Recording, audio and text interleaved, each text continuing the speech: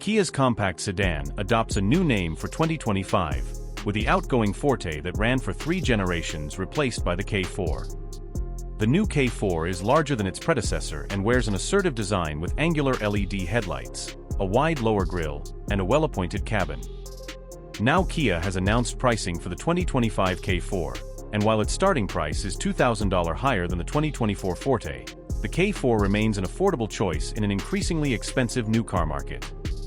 The price hike over the Forte means the base LX trim starts at $23,145, and it arrives with standard wireless Apple CarPlay and Android Auto, a 12.3-inch touchscreen, and 4 USB-C ports.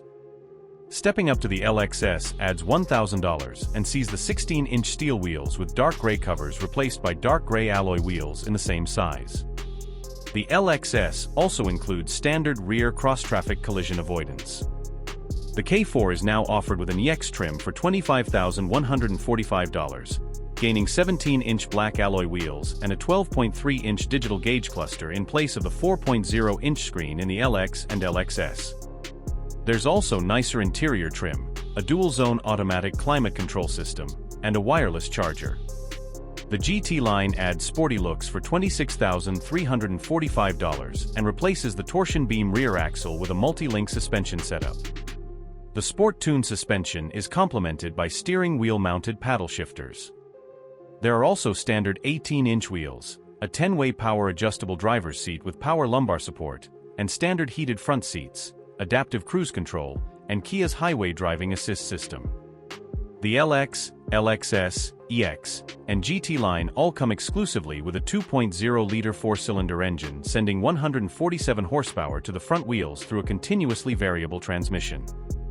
Buyers interested in the more potent 190 horsepower turbocharged 1.6-liter inline-4 will have to shell out at least $29,245 for the GT Line Turbo.